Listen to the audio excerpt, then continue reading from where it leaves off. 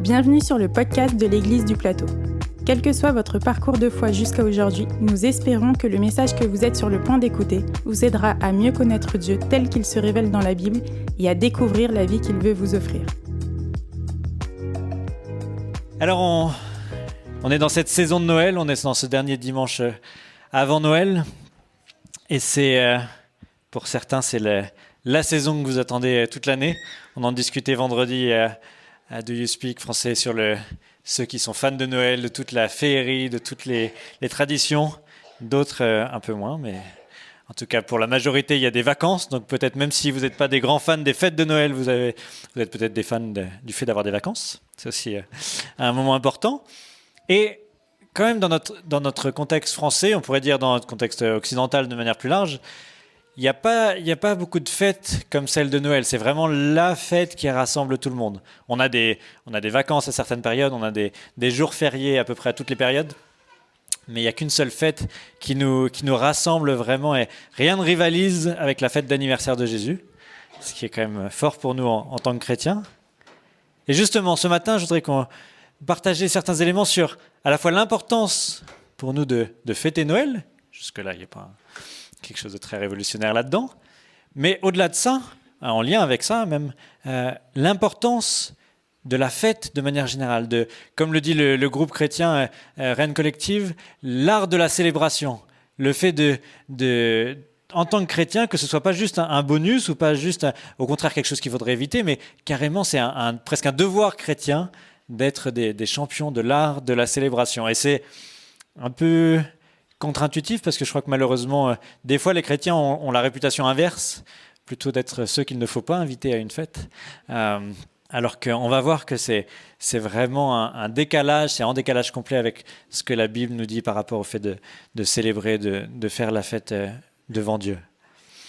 Alors, justement, on va voir pourquoi c'est important de fêter Noël et pourquoi c'est important de devenir expert, on pourrait dire, dans l'art de la célébration.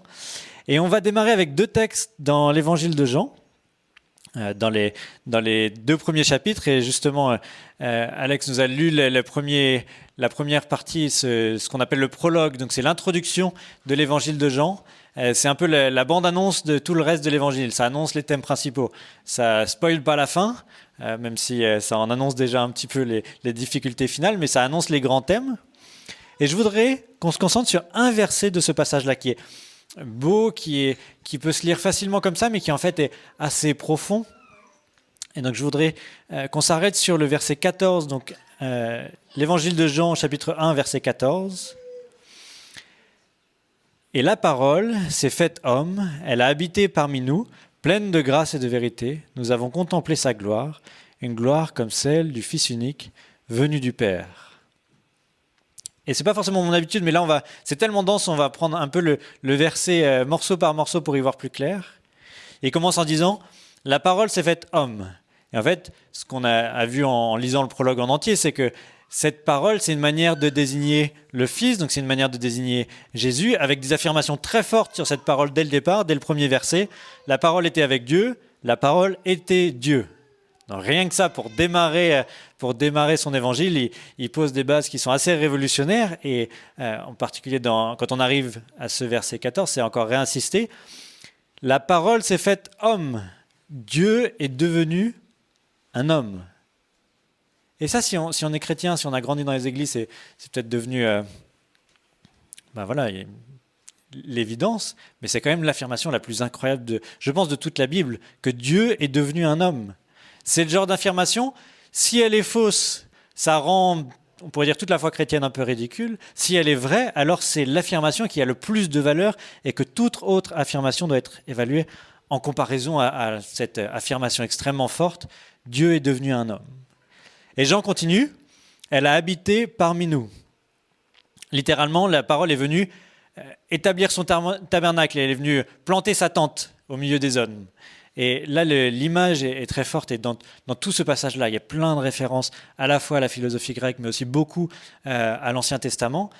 Et il est en train de faire le parallèle en disant, de la même manière que Dieu se manifestait au milieu de son peuple dans le tabernacle, et puis ensuite dans le temple, ce qui est en train de se passer quand Dieu devient homme, c'est similaire. Jésus est venu établir la présence de Dieu parmi les hommes.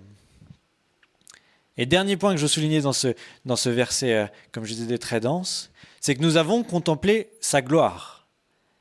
Il est en train de dire que Jésus est Dieu, il est devenu un homme, il est venu vivre parmi nous, et sa mission, c'est de faire rayonner la gloire de Dieu parmi nous. Et on est encore en fait dans la même image, dans cette image du tabernacle dans lequel Dieu vient manifester sa présence, et dans l'Ancien Testament, autant pour le tabernacle que pour le temple, lorsque Dieu venait vraiment manifester sa présence au milieu du temple, ça se voyait, c'était incroyable, c'était glorieux.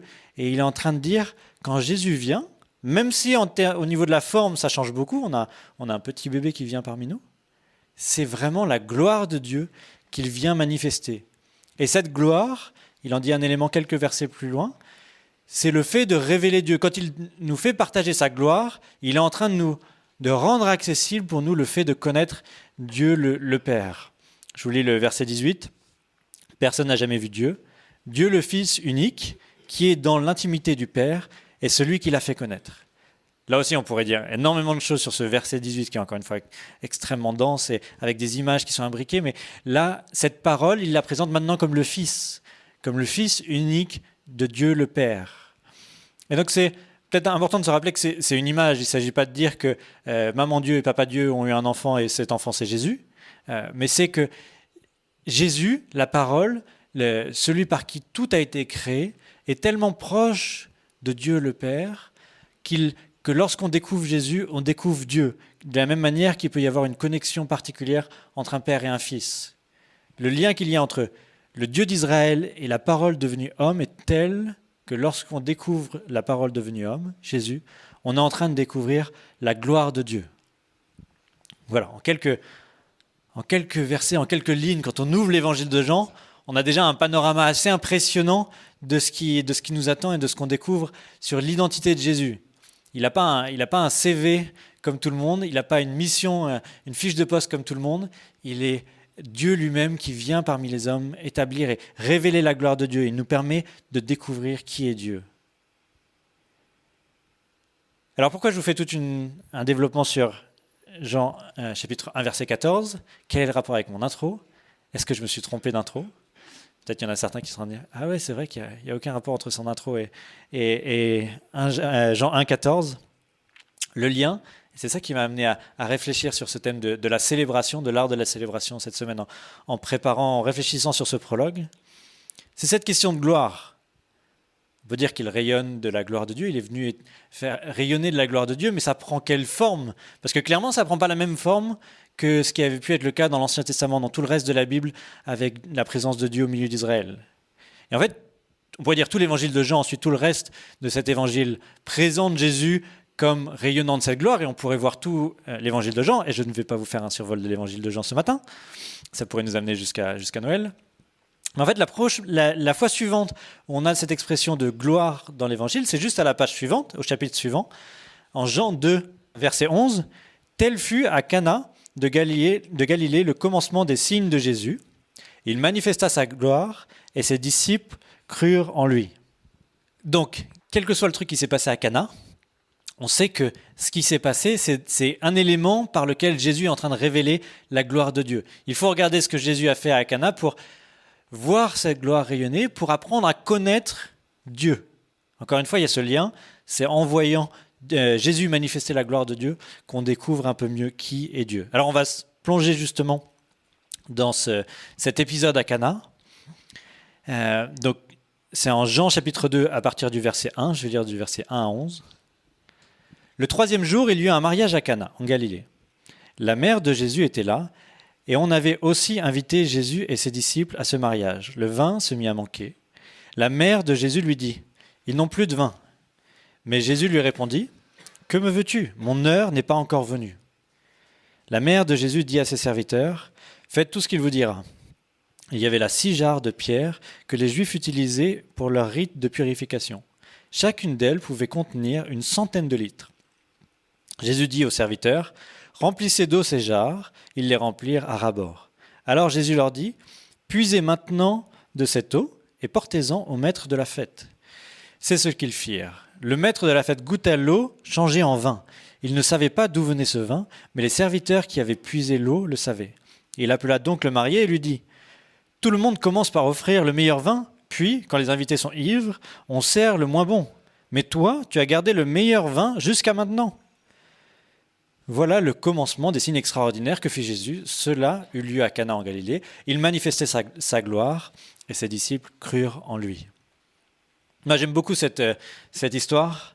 En particulier, quelques jours avant d'aller passer une semaine chez mes beaux-parents, on aura du bon vin toute la semaine. Donc Jésus a invité un mariage avec ses disciples, et puis le stock de vin s'épuise plus vite que prévu. Et dans le contexte, c'est peut-être plus, ce serait déjà problématique dans notre contexte, mais c'est déjà problématique quand il n'y a plus du tout de vin dans un mariage en France aujourd'hui. Mais à l'époque, c'était particulièrement gênant parce que non seulement le vin symbolisait la fête, ça c'est encore le cas aujourd'hui, mais la fête de mariage pouvait durer plusieurs jours. Donc c'était pas forcément oh mince, on n'a plus de vin pour le dessert. C'est que oh mince, on a encore plusieurs jours de mariage à faire sans vin. Donc le problème était vraiment saillant, c'était en particulier un problème pour les organisateurs. Et donc, à minima, le miracle de Jésus de transformer de l'eau en vin, c'est déjà généreux pour l'organisateur à qui il épargne une certaine humiliation, et ça permet au mariage de continuer. Mais dans la manière dont Jean raconte cet épisode, il est clair que ce que Jésus fait, c'est bien plus que de protéger l'organisateur d'une certaine humiliation. Jésus est d'une certaine manière en train de montrer qu'il n'y a personne pour organiser une fête comme lui. Il est vraiment celui qui sait organiser la vraie fête, celle qui dépasse toutes les attentes de chacun. Et il y a deux éléments qui sont soulignés. Le fait qu'il transforme l'équivalent de à peu près, alors c'est difficile toujours les volumes, mais dans les traductions, mais de l'ordre de 600 litres d'eau est transformée en vin, et pas juste du vin, mais de l'excellent vin. Il est clair que il est souligné dans ce texte-là que le vin qu'il apporte est meilleur que le meilleur des vins qui avaient été prévus pour ce mariage. Donc là, on est quand même sur une indication claire que Jésus veut faire les choses en grand, que ce n'est pas juste un petit peu pour sauver les meubles et permettre que la fête puisse se terminer correctement, mais c'est vraiment amener une quantité de vin qui montre que lorsque Jésus organise la fête, alors il y a largement de quoi faire. Et c'est là où le dernier verset, pour moi, relève d'une importance particulière et prend un sens particulier. Je vous le relis encore une fois, le verset 11. « Voilà le commencement des signes extraordinaires que fit Jésus. » Cela lui à Cana en Galilée. « Il manifesta sa gloire et ses disciples crurent en lui. » Quand Jésus fait couler de l'excellent vin en abondance, il est en train de révéler la gloire de Dieu. Il est en train de révéler qui est Dieu. Ce n'est pas juste pour montrer qu'il est capable de faire des trucs surprenants, mais par ce miracle de donner en abondance de l'excellent vin, il est en train de révéler qui est Dieu. Et je ne sais pas si ça colle avec vos représentations de Dieu. Est-ce qu'il y a de la place, je ne sais pas s'il y a de la place dans vos représentations de Dieu pour un Dieu qui se révèle en donnant du vin en abondance, de l'excellent vin, y compris pour des personnes qui, a priori, en avaient déjà bu pas mal, d'après la remarque de l'organisateur. Et c'est là où il y a quelque chose qu'il ne faut pas louper pour nous sur qui est Dieu et comment il choisit de se révéler. Si cette manière de se révéler peut nous surprendre, si l'idée que Dieu révèle qui il est en faisant d'une fête une excellente fête, c'est peut-être que nos lunettes culturelles, notre parcours, nos différentes influences nous ont amenés à ne pas voir un certain nombre de choses tout au long de la Bible.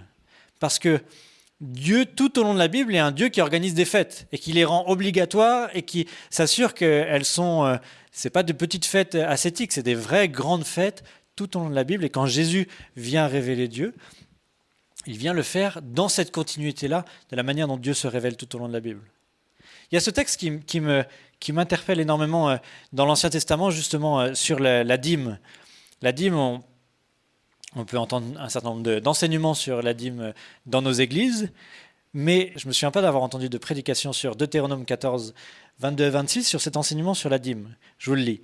« Chaque année, tu mettras à part 10% de toutes tes récoltes. » Ça, c'est la partie qu'on souligne en général. C'est devant le Seigneur ton Dieu, au lieu qu'il aura choisi pour y faire résider son nom, que tu consommeras cette part de ton blé et de ton vin et de ton huile, ainsi que les premiers-nés de tes troupeaux. Tu apprendras ainsi à reconnaître tous les jours l'autorité du Seigneur ton Dieu. Or, quand le Seigneur ton Dieu t'aura fait croître, il te sera peut-être difficile de transporter les 10% de tes récoltes jusqu'au lieu qu'il aura choisi pour y faire résider son nom, parce que la route sera trop longue. Dans ce cas, tu changeras ces quantités en argent et tu serreras dans ta main, puis tu iras au lieu que le Seigneur ton Dieu aura choisi. Là, tu achèteras tout ce dont tu auras envie, bœuf, mouton ou chèvre, vin et autres boissons alcoolisées, et tu feras la fête devant le Seigneur ton Dieu avec toute ta famille. Alors il y a plusieurs endroits où la dîme est enseignée, mais dans ce passage-là en tout cas, la dîme n'est pas présentée comme un impôt obligatoire pour faire plaisir à Dieu. La dîme est présentée comme l'obligation de mettre de côté suffisamment à boire et à manger pour s'organiser une très très grosse fête à Jérusalem. Alors, ça pose plein de questions de modalité, à quoi ça devait ressembler, etc. Mais ce qui sort clairement de ce texte-là, c'est qu'il s'agit de se rassembler, d'être tous ensemble, de prendre ce temps à part pour consommer ensemble 10% des récoltes animales, boissons, blé, etc.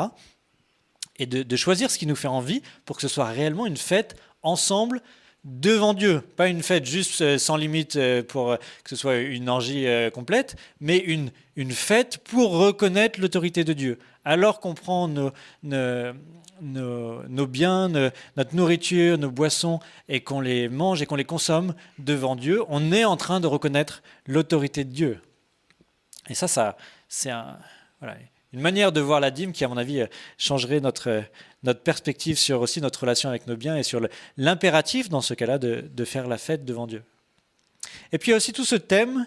Donc Israël suit son parcours, y compris avec les moments les plus difficiles, et ça va jusqu'à la condamnation d'Israël, l'exil et des temps très difficiles. Et tous les prophètes annonce un temps de restauration, annonce un temps où Dieu manifestera sa bonté pour Israël lorsqu'il restaurera sa relation avec son peuple. Et systématiquement, je vais vous en lire juste un exemple, le vin est utilisé comme image de cette bonté de Dieu envers son peuple. Amos 9, versets 13 et 14, « Les jours viennent, dit encore le Seigneur, où l'on labourera peu après avoir moissonné, et où l'on foulera les raisins peu après avoir semé le blé. Alors le vin nouveau ruissellera sur les coteaux, et toutes les collines en seront inondées. Je rétablirai mon peuple, Israël, ils reconstruiront les villes dévastées, et ils les repeupleront. Ils planteront des vignes, et ils boiront le vin. Ils cultiveront des jardins, dont ils mangeront les produits. » Symboliquement, quand Jésus est en train de faire couler le vin à flot pour ce mariage-là, il est en train d'annoncer qu'il est en train d'accomplir toute cette attente d'Israël. Maintenant, Dieu manifeste sa bonté envers son peuple, et il le fait en étant généreux envers son peuple, et notamment symboliquement avec ce vin qu'il répand. Et pour nous, ça doit résonner, parce que si on croit que Jésus est vraiment celui qu'il dit être, si on croit qu'il a vraiment accompli ce que la Bible dit qu'il a accompli, alors c'est une bonne nouvelle qui mérite que nous célébrions. C'est une bonne nouvelle qui mérite que nous fassions la fête devant Dieu, comme une reconnaissance réellement de notre foi, de la beauté et de la grandeur de la générosité de Dieu envers nous. Pour le dire plus négativement, ne pas prendre le temps de célébrer devant Dieu, c'est plutôt une preuve d'ingratitude si on croit vraiment le message de cette bonne nouvelle. Si on croit que Dieu nous prépare une éternité dans sa présence qui sera un temps de célébration, alors dès maintenant, à chaque fois que nous célébrons, à chaque fois que nous prenons un temps de fête ensemble, nous sommes en train de témoigner que nous croyons que ce que Dieu nous a donné a vraiment de la valeur, il a vraiment été généreux, et que ce qu'il nous réserve encore en réserve a encore plus de valeur. C'est la fin de la description du retour de Jésus est présentée comme un mariage de nouveau, comme les noces de l'agneau, et c'est présenté comme une extraordinaire fête. Et là encore, lorsque nous fêtons, lorsque nous prenons un temps de réjouissance ensemble, nous sommes en train d'annoncer ces temps de réjouissance que nous vivrons lorsque notre Seigneur reviendra. Donc voilà, c'est juste en quelques mots, quelques éléments de tout ce que la Bible a à dire sur l'art de la célébration. Et je pourrais encore prendre énormément de textes, c'est en fait un thème assez récurrent. Et je pense que si ce thème récurrent n'est pas souvent mis en avant dans nos églises, c'est qu'il y a quelque chose à redécouvrir, c'est qu'on a un filtre, c'est qu'on a une histoire, c'est qu'on a une culture qui des fois nous empêche de voir cet élément récurrent dans l'enseignement de Dieu, de la Bible, et comment Dieu se révèle à nous tout au long de la Bible. Mais je vais vous faire une confession. Quand je réfléchis à quoi ça devrait ressembler pour l'Église, je ne me sens pas exactement le mieux placé, parce que ceux qui me connaissent un petit peu, je ne suis pas un champion de la fête, de l'art des célébrations. Ça en fait rire certains qui me connaissent au fond. Mais c'est le cas. Je suis plus... naturellement, je réfléchis plus à bien vivre le quotidien que ces temps mis à part de célébration. Peut-être c'est parce que le fait que ce n'est pas une tendance naturelle pour moi, que ça m'interpelle d'autant plus quand je le lis dans la Bible, et c'est un rappel de dire qu'au-delà de ma culture, au-delà de ma personnalité, il y a quelque chose qui doit m'interpeller et que nous devons vivre ensemble.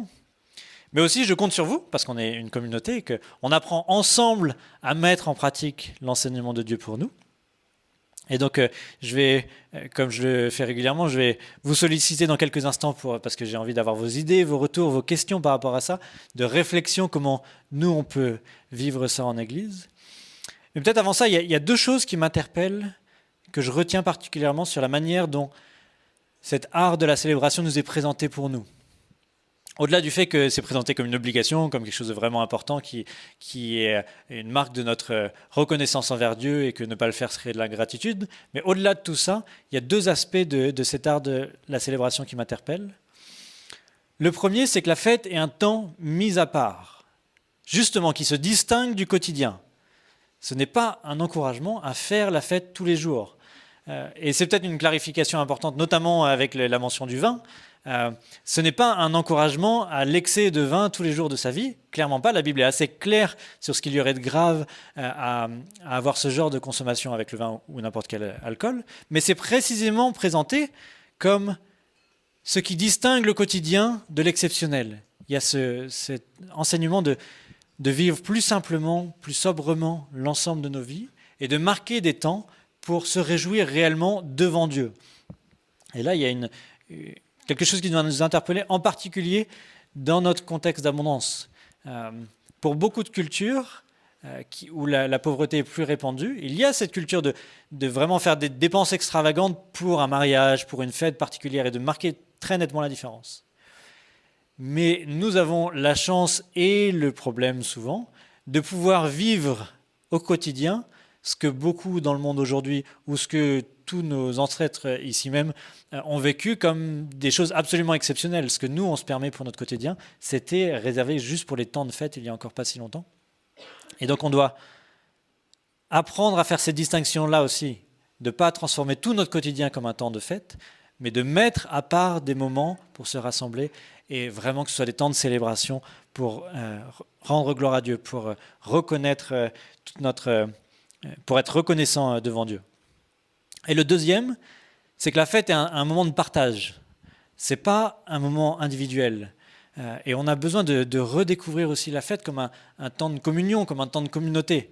En particulier pour les saisons des fêtes, là, pour Noël. Noël en France et dans beaucoup d'autres endroits est une fête en général privatisée, dans le sens on la vit en famille et pas en communauté, en église ou plus largement. Et c'est très concret. Dimanche prochain, on est le 25 décembre et on a fait un sondage. Le décompte de nombre de personnes qui restent sur le plateau pour le 25 est, à ma connaissance, à 0. Donc voilà, chacun va fêter Noël à droite à gauche, et il n'y a rien de mal avec ça.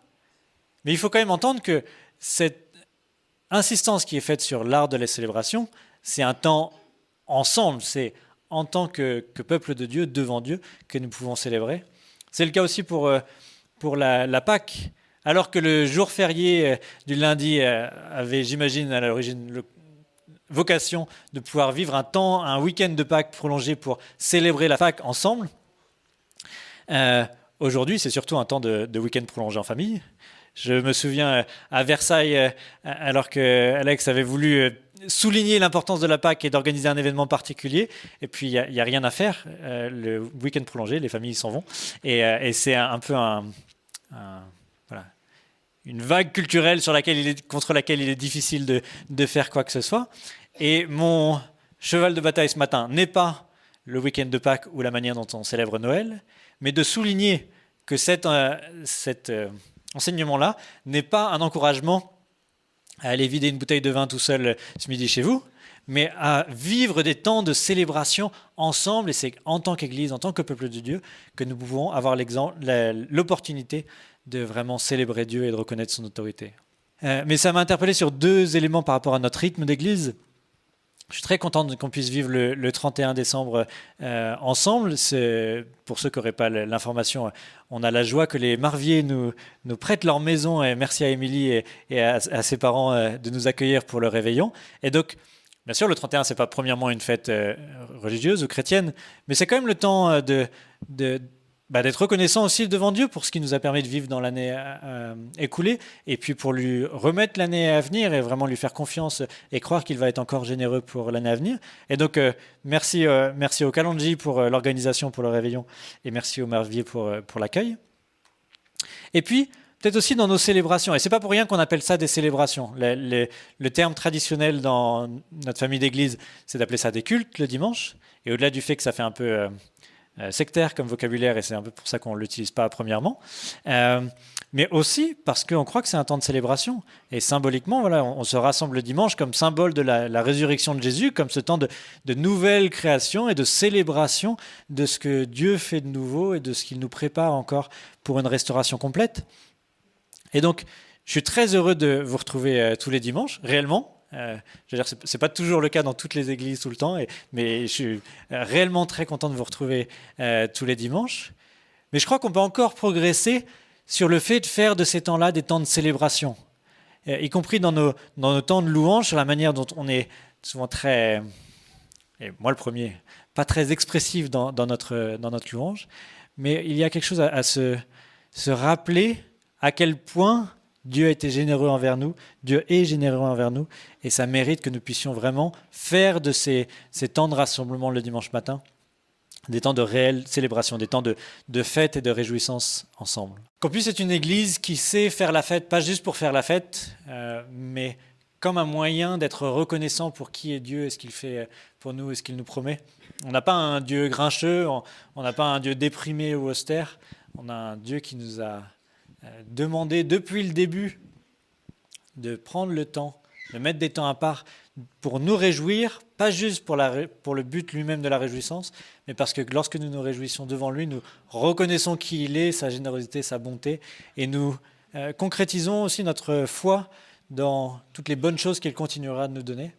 Donc voilà, on a encore beaucoup de choses à apprendre dans ce domaine, mais je suis encouragé de me rappeler à quel point c'est important pour notre vie d'église, à nous d'apprendre progressivement à mieux vivre cet aspect de l'enseignement de Dieu pour mieux connaître Dieu dans notre vie d'église.